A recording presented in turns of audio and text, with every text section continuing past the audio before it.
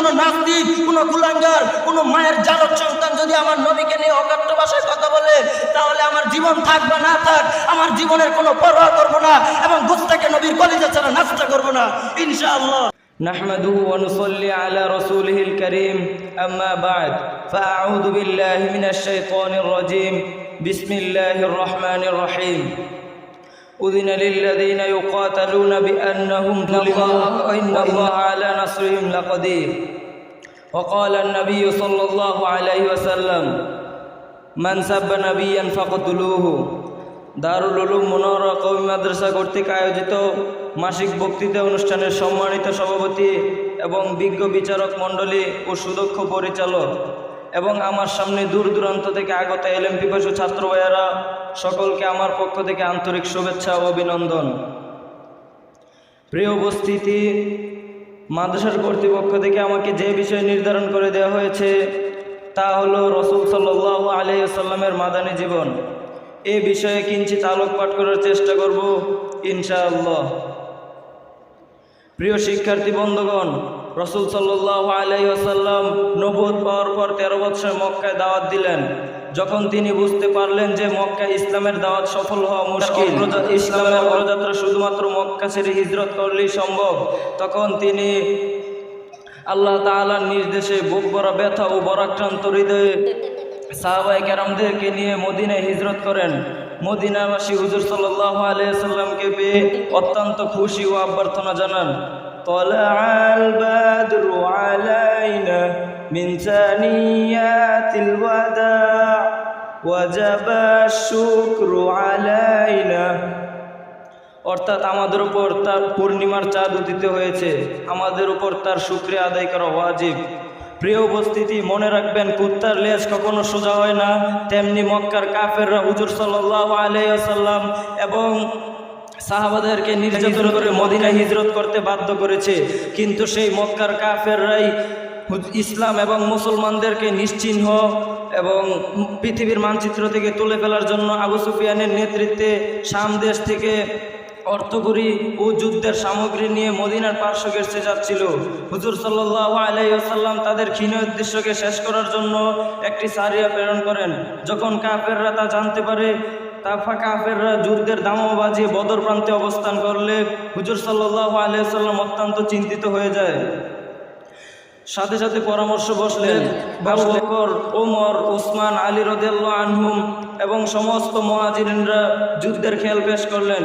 পরক্ষণে আনসারী সাহাবী হযরত মিকদাদ রাদিয়াল্লাহু আনহু একটি জ্বালাময়ী ভাষণ দিয়ে বললেন, হে আল্লাহর রাসূল, আপনি আল্লাহর আদেশ পালন করুন, আমরা সর্বত্র আপনার পাশে থাকব। মুসা আলাইহিস সালামকে বনি ইসরায়েলের লোকেরা যেভাবে বলেছিল, আপনি আপনার প্রভু গিয়ে যুদ্ধ করুন, আমরা এখানে বসে থাকবো, আমরা আপনাকে সেরূপ বলবো না, বরং আমরা আপনার সামনে বামে চারদিক থেকে যুদ্ধ করব, আপনি সামনে অগ্রসর হন। হুজুর সাল্লাল্লাহু আলাইহি ওয়াসাল্লামের এই কথা শুনে হুজুর সাল্লাল্লাহু আলাইহি ওয়াসাল্লামের চেহারা খুশিতে জলমল করছিল। সাথে সাথে হুজুর সাল্লাল্লাহু আলাইহি ওয়াসাল্লাম লৌহ বর্ম পরিধান করে জান্ডা হাতে নিয়ে যুদ্ধের ময়দানে ঝাঁপিয়ে পড়েন। মাত্র অস্ত্রহীন 313 জন সাহাবী, 2টি ঘোড়া এবং 6টি লৌহ বর্ম, 8টি তলোয়ার নিয়ে 1000 সশস্ত্র বাহিনীর সঙ্গে যুদ্ধ করে 70 জনকে জাহান্নামের বিষে ধরিয়ে দেয় এবং 70 জনকে গোলামের জিঞ্জিরে আবদ্ধ করে।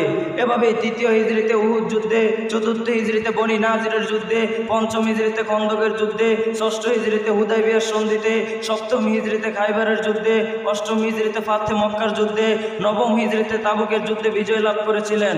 হুজুর সাল্লাল্লাহু আলাইহি ওয়াসাল্লামের মাদানী জীবনের 10 বছরে হুজুর সাল্লাল্লাহু আলাইহি ওয়াসাল্লাম 27টি যুদ্ধে নিজের সশরীরে করেন এবং 44টি যুদ্ধ সাহাবীদের মাধ্যমে সংগঠন করিয়েছিলেন।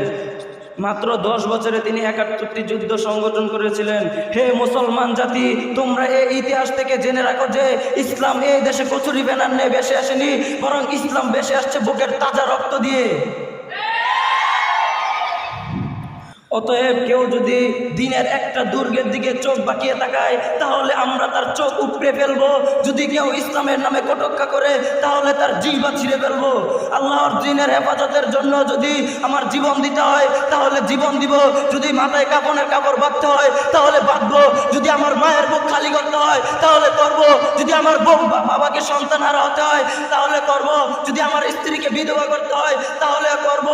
কারণ আমরা মুসলমানেরা বুলেট বোমা ভয় পাই না, আমরা সিংহের জাতি। এটাই হযরত আলী রাদিয়াল্লাহু আনহু খাইবার যুদ্ধে বলেছিলেন, আনাল্লাযী সাম্মাতনি উম্মি হায়দার। আমরা হলাম সিংহের জাতি, আমরা বুলেট বোমা ভয় পাই না, আমরা রক্ত দিতে জানি। উহুদ যুদ্ধে রক্ত দিয়েছি, বালাকোটার ময়দানে রক্ত দিয়েছি, কারবালার ময়দানে রক্ত দিয়েছি, সিপাহী বিপ্লবে রক্ত দিয়েছি, বাংলার শাপলা চত্বরে রক্ত দিয়েছি। সুতরাং রক্ত যেহেতু দিয়েছি আরো দিব, জীবন দিব, তবু আল্লাহর জমিনে ইসলামের প্রতিষ্ঠা করে ছাড়বো ইনশাআল্লাহ।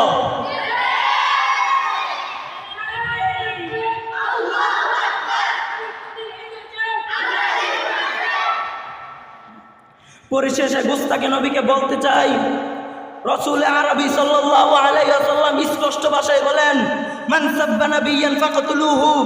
যদি কেউ কোনো নবীর নামে কটূক্তি করে তাহলে তাকে যেখানে পাও, সে যে বংশেরই হোক, তাকে সেখানে হত্যা করো। এমনকি সে যদি কাবা শরীফের গিলাফ ধরে থাকে তাহলে তাকে সেখানে হত্যা করো। রব্বে কাবার কসম, রব্বে কাবার কসম, যদি কোনো নাস্তিক, কোনো কুলাঙ্গার, কোনো মায়ের জারজ সন্তান যদি আমার নবীকে নিয়ে অকাট্য ভাষায় কথা বলে তাহলে আমার জীবন থাক বা না থাক, আমার জীবনের কোনো পরোয়া করব না এবং গুস্তাখে নবীর কলিজা ছাড়া নাস্তা করব না ইনশাআল্লাহ। নাসরুম মিনাল্লাহি ওয়া ফাতহুন করিব ওয়া বাশশিরিল মুমিনিন।